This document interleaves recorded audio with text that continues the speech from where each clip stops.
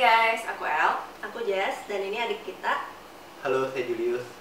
Video yang kali ini agak berbeda dengan video-video kita yang biasanya. Video ini lebih bersifat personal. It's about papa yang baru aja meninggal minggu lalu. Basically kita cuma mau share tentang hal ini, tentang perasaan kita tentang hal ini, dan kalau ada pelajaran bisa kita petik dari pengalaman kita ini.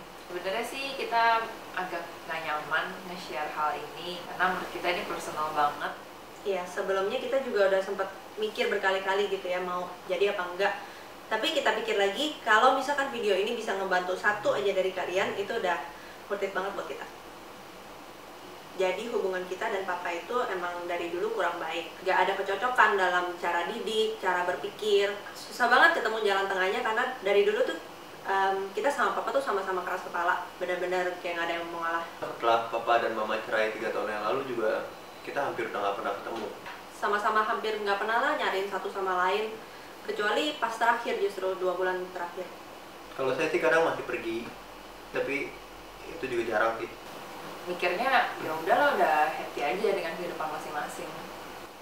Dan kemarin, tepatnya tanggal 9 Juni 2015, kita berempat lagi di kantor, dan mama tiba-tiba terima telepon bahwa papa udah meninggal. Kita semua tuh benar-benar antara bingung, sedih, kayak shock, gak percaya gitu. Bener-bener semua tuh campur aduk banget. Speechless banget pokoknya, karena image papa di pikiran kita tuh benar-benar orang yang ceria, segar, energetik. Selama hidup 20-an tahun sama kita aja tuh sakit paling berapa kali, ya nggak sih, bisa dihitung banget. Even orang-orang yang di sekitar papa juga, teman-teman aku semua itu shock banget. Mikirnya kayak, ini kalau ini sampai bercandaan sih bener-bener gak lucu loh. Pas bulan April kemarin, pas aku ulang tahun juga, papa udah ucapin ulang tahun, tapi yang paling bikin aku kaget itu, papa sekaligus minta maaf atas kesalahan papa. Of course, aku juga langsung jelasin aku udah maafin udah lama, dan aku juga minta maaf atas kesalahan aku. Intinya saling minta maaf lah. Kejadian itu benar-benar bikin aku happy, lega, dan tersentuh, terharu banget. Di bulan Mei kemarin juga pas papa ulang tahun, aku ngucapin, dan sama papa juga minta maaf ke aku gitu. Di situ aku balas gitu bahwa ya aku juga udah maafin papa gitu, walaupun papa nggak tahu. Lega banget, berjuta-juta ton beban perasaan yang waktu itu tuh di hati aku ngendep udah lama banget, itu bener-bener kayak lenyap begitu aja gitu. Nah habis itu kita juga masih ada WhatsApp-WhatsAppan ya, terakhir kayak sampai akhir Mei lah. Kalau saya sih malah pas akhir tahun lalu sampai awal tahun inilah ada kejadian dimana kejadian itu menimbulkan kesalahpahaman yang besar antara saya dan papa.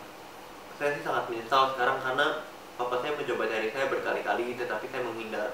Sebenarnya pas itu saya sih marah sih enggak, lebih ke arah gimana ya, kayak males gitu. Saya pikir nantilah, tunggu, udah gak awkward lagi. Saya pikir nanti. Saya nggak nyangka pas itu benar-benar nggak nyangka umurnya ternyata udah tinggal pendek.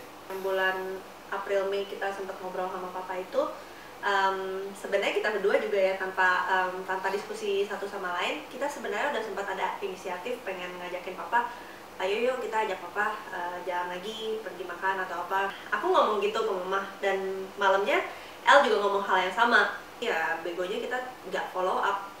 Jadi Karena ya itu tadi, kita masih mikirnya besok juga bisa, minggu depan juga bisa, bulan depan juga bisa. Masih mikirnya waktu masih panjang banget. Sesimpel makan bareng pasti bisa lah mikirnya. ya, jadi kalau kalian mau melakukan sesuatu untuk orang tua kalian atau mau melakukan sesuatu bersama mereka, pokoknya ya jangan ditunda-tunda lah, karena seringkali akhirnya later become never. Sering-sering aja habisin waktu bersama orang tua kalian, bersama keluarga, karena ujung-ujungnya yang kita punya hanya tinggal kenangan. Cobalah tanya ke orang tua kalian gitu, kayak udah makan belum, dan lihat langsung gitu, apakah mereka makannya teratur, apakah mereka makan bersih, apakah mereka berolahraga, apakah mereka menjaga kesehatan. Papa kami dari dulu ada darah tinggi, papa kami dari dulu ada kolesterol, tapi dia tiap kali diajak periksa nggak mau. Orangnya kayak takut banget periksa dan nggak pernah mau minum obat. Dokter kasih obat pun dia takut gitu kalau minum obat nanti ketergantungan. Tapi kita semua termasuk dia mikirnya nggak apa-apa karena dia bukan sekedar sehat tapi fit, energetik, bugar gitu. Jadi kita mikir nggak apa-apa, tapi in the end akhirnya dia meninggal gara-gara penyakitnya itu. Dan kalian harus insist, paksa orang tua kalian untuk menjaga kesehatan. Jangan pernah anggap remeh yang namanya penyakit. Kemarin ini paman kami juga ada cerita kalau dia baru dibeliin iPad sama anaknya.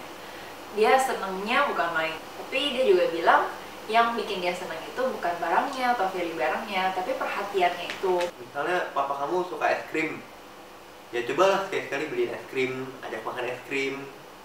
Sebenarnya as simple as that aja orang tua kamu pasti udah seneng banget.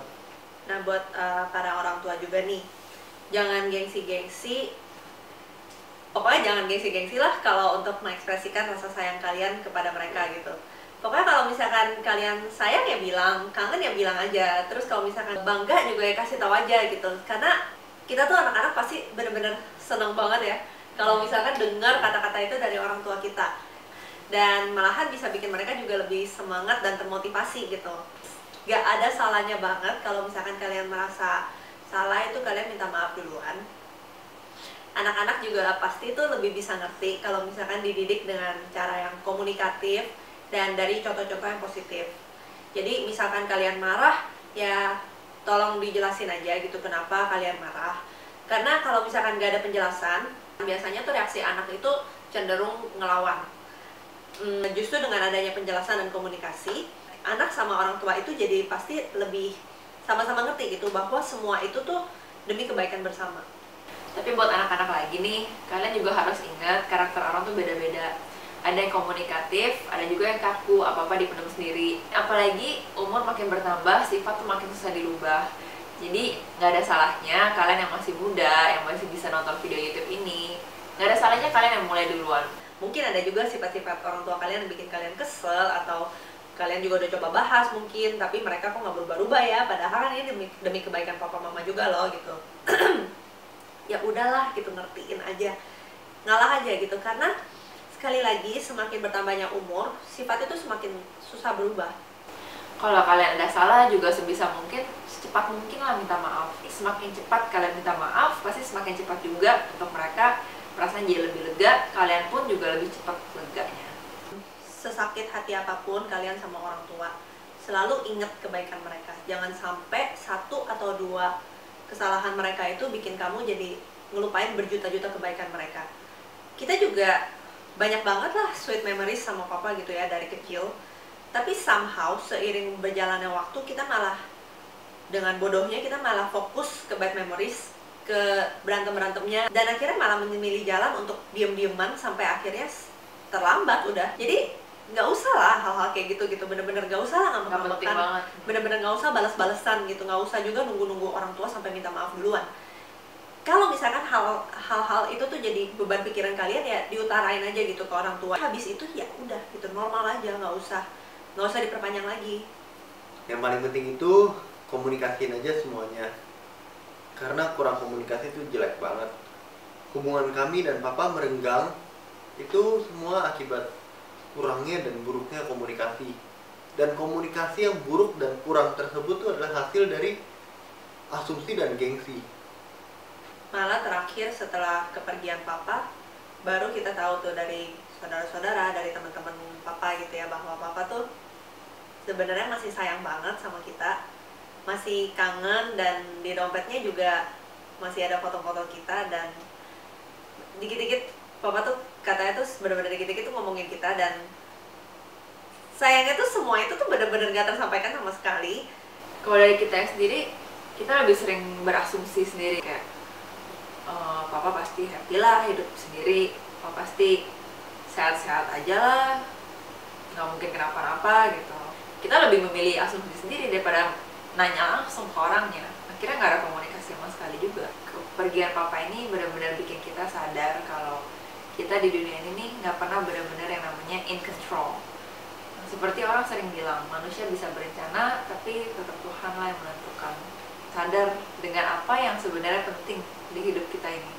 Waktu hidup tuh singkat banget, pendek banget. Nggak usah ngelakuin hal yang nggak penting gitu, tapi fokus ke yang penting aja.